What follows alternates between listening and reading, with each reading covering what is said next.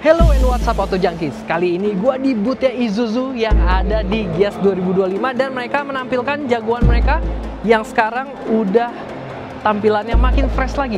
Yap, ini dia Isuzu MU-X yang baru.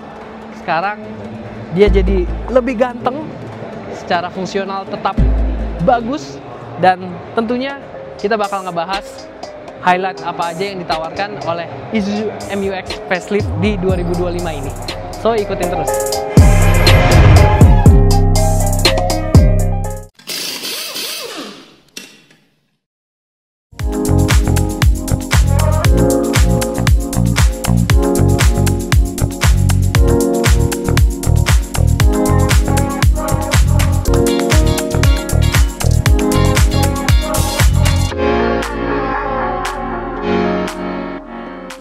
Oke, untuk Junkies kita langsung aja mulai dari eksterior belakangnya.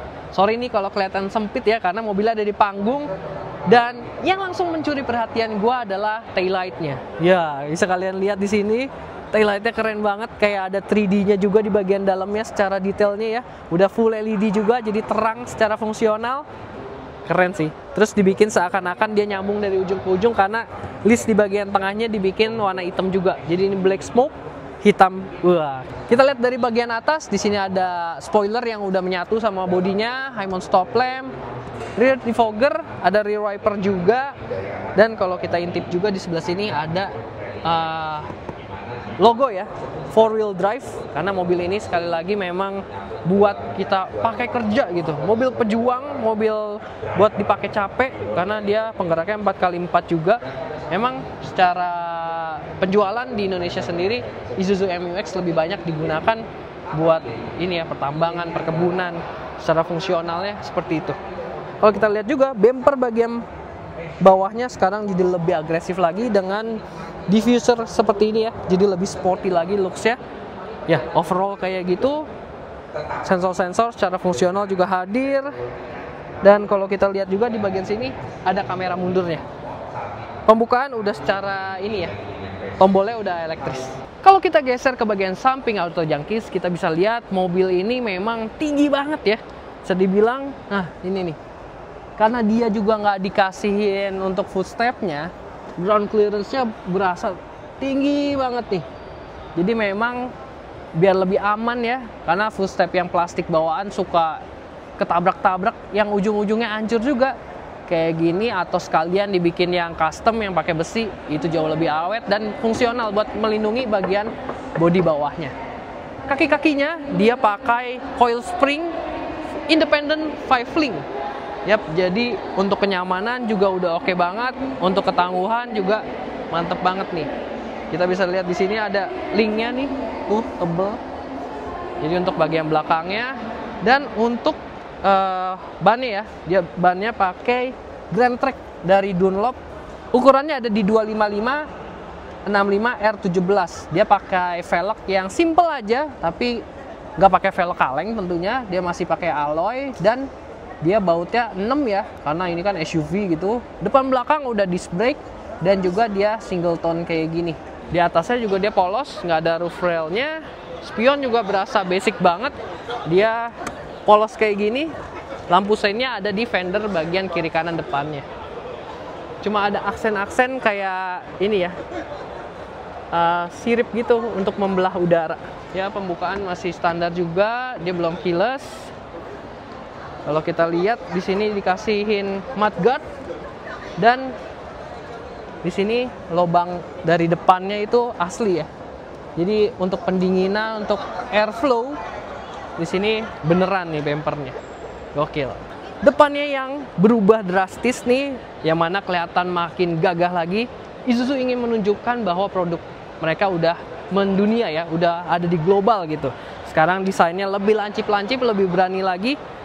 Lampunya dia udah full LED, jadi di area di atas gabung sama lampu seinnya juga, dan udah ada ini nih LED proyektor untuk lampu utamanya, digabungin sama high beam-nya.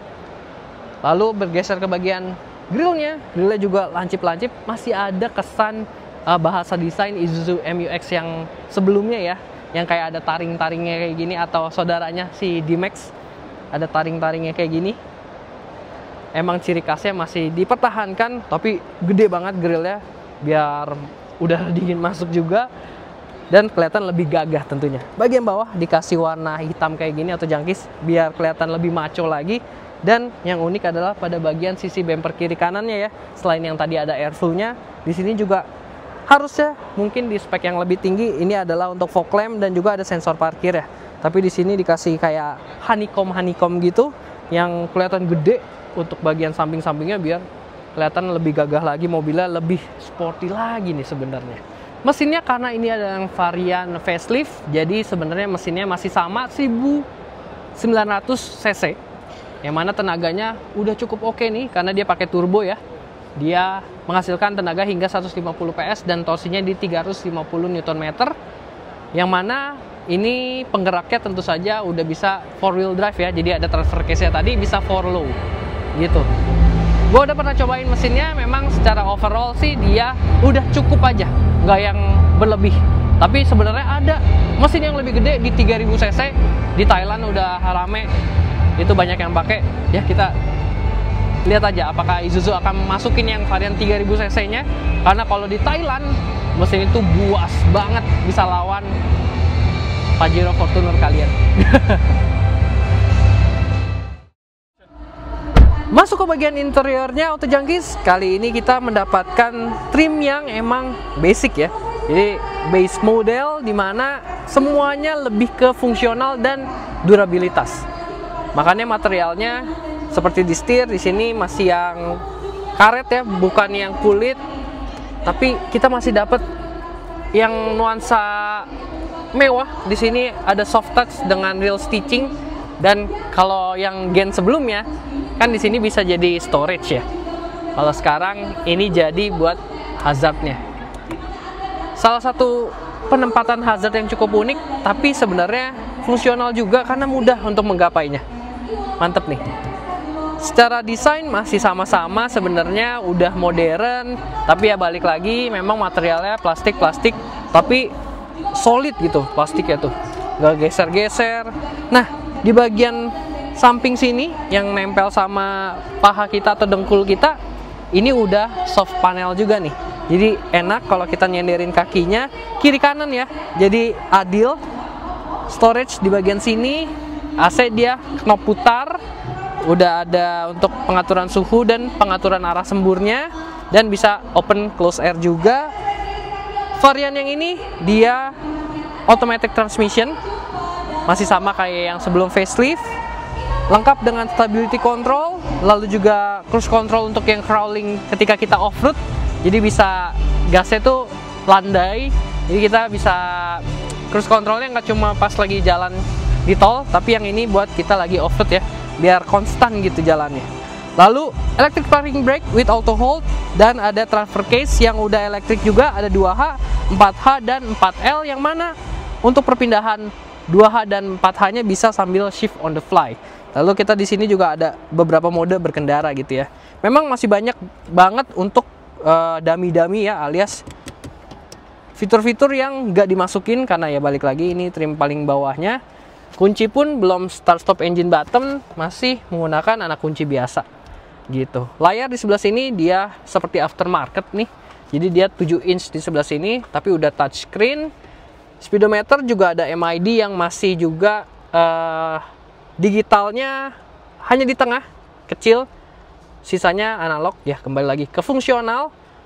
Untuk tuas wiper dia ada intermittent waktunya, lalu untuk headlamp dia standar aja nih. Untuk pengaturan steeringnya tilt teleskopik, yang mana ini bagus banget, jadi bisa menyesuaikan postur tubuh. Pengaturan jok juga kita bisa dapat recline, lalu juga kita bisa dapat untuk pengaturan maju mundur. Tapi sayangnya nggak ada pengaturan buat naik turun ya. Tapi memang kalau posisi nyetir gua sendiri ini udah cukup tinggi, lumayan commanding tuh. Bagian door trimnya aja masih di bawah dari bahu gua gitu. Simple aja. Di sini masih dapat cup holder lagi, ruang penyimpanan laci lagi. Di sini ada laci lagi, ruang penyimpanan. Lalu di sini bisa ada cup holder ya, bisa jadi ruang penyimpanan juga. Sedangkan untuk di bagian kanan sini, ini ada untuk headlamp leveling manual dan juga ada pengaturan untuk rear AC gitu. Pengaturan spionnya udah elektrik dan untuk driver udah dapat auto window-nya. Kayak di sini masih biasa untuk daylight view-nya. Sun visor juga standar aja. Yang sini baru ada kacanya, polos bagian atas. Nah, sekarang coba kita lihat dulu bagian belakang yuk. Row keduanya balik lagi karena ini kebutuhannya buat kita bisnis ya, buat tambang segala macam. Di belakang juga relatif standar aja, tapi yang penting masih nyaman. Ini joknya empuk loh. Ya, meskipun ini belum dilapis apa-apa bludru, tapi ini nyaman auto jangkis. Bahannya lembut, busanya empuk, masih dapat untuk safety-nya juga lengkap. Seatbelt 3 titik, dapat 3 di belakang sini, headrest-nya juga 3, serta dapat ISOFIX. Dan kalau kita lihat lagi, ruangnya masih lega banget. Ini posisi nyetir gua tingginya di 165 cm dan masih bisa dapat kurang lebih hingga 13 jari untuk legroom ya. Headroomnya, waduh, masih bisa ya 9 jari. Jadi lumayan banget. Nah, kalau di sini kita dapat pengaturan untuk double blower AC belakang ya. Di sini diputar sistemnya dan dapat lampu juga.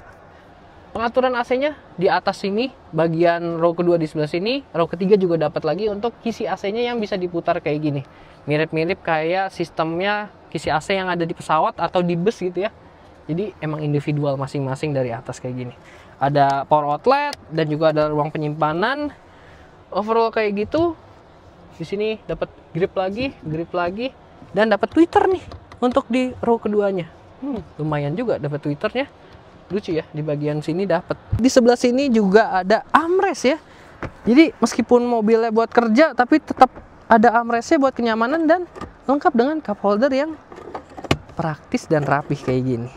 Gue suka nih, armrestnya kokoh, empuk, karena bahannya sekali lagi empuk.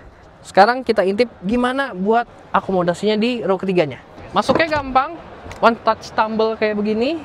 Emang tinggi mobilnya dan gak ada footstepnya, jadi perlu pakai hand grip yang tadi udah disediain ya. Oke, kita tutup ya. Yap, kurang lebih kayak gini, masih memadai banget. Buat gua ini sih masih oke ya. Emang nggak gantung untuk pahanya, tapi untuk ruangnya masih dapat 4 jari, untuk kakinya dan kepalanya masih kurang lebih dapat sekitar 8 jari. Dan enaknya lagi dia tuh bisa direbahin kayak gini nih. Jadi yang paling tegaknya kayak gini. Emang ini tegak banget. Tuh banyak stepnya. Hingga yang paling rebahnya enak kayak gini dan dapat headrest yang sangat mumpuni juga. Kembali lagi ke fungsional. Di sini dikasih ruang penyimpanan, cup holder. Dan nggak kalah penting, selain fungsional harus safety juga. Makanya safety beltnya lengkap hingga baris ke belakang 2 buah 3 titik. Nah ini kisi AC yang untuk di row ketiganya. Jadi overall kayak gitu, interiornya dia unik juga. Di bawahnya itu dibikin two-tone ya, jadi bagian plafonnya ini warna beige, warna terang. Ke bawahnya relatif semua warna gelap gitu. Jadi biar gak gampang kotor gitu ya. Tapi memang kalau dibikin ininya hitam juga berasanya sumpek mungkin ya. Interiornya jadi gelap gitu. Jadi mainin warnanya di bagian atasnya biar kesan interiornya tetap fresh, tetap seger gitu. Oke, Auto Junkies, itu dia first impression kami terhadap Isuzu MU-X facelift. Yang mana menurut gua sekarang secara looks bisa lah ya bersanding dengan rival-rivalnya kayak Fortuner, Pajero Sport, yang mana mereka kan udah lebih modern ya tampangnya. Kalau yang dulu memang belum semodern ini, sekarang udah makin lebih modern, makin bisa diterima nih harusnya secara desain. Jadi orang ngelihatnya tuh bukan MU-X yang ini buat tambang gitu, karena lebih mewah, lebih modern, lebih futuristik. Nah iya, tapi tetap identitasnya masih kental. Untuk MU-X ini masih pejuang, masih pekerja keras, dimana kalau membeli mobil ini bukan buat gaya-gayaan, tapi lebih ke fungsionalitas, lebih ke durability ya. Isuzu MU-X udah ada nemenin ya, dimana masyarakat Indonesia yang pakai mobil ini buat tambang, buat kebun, pokoknya buat mining bisa dibilang ini tangguh banget. Dan juga tentunya spare partnya murah-murah ya, bisa dibilang gampang dicari juga. Harganya untuk MU-X yang facelift ini di 658 juta. Dan ya, berarti overall itu dulu untuk video kali ini. Terima kasih sudah menonton. Kalau kalian suka video kali ini, jangan lupa buat subscribe untuk YouTube channelnya Laknat Auto Junkies, dan juga jangan lupa untuk follow sosial media kami di laknat_aj. Oke, kalau gitu sekian dulu. Sampai jumpa di video selanjutnya. Ride safe and get speed.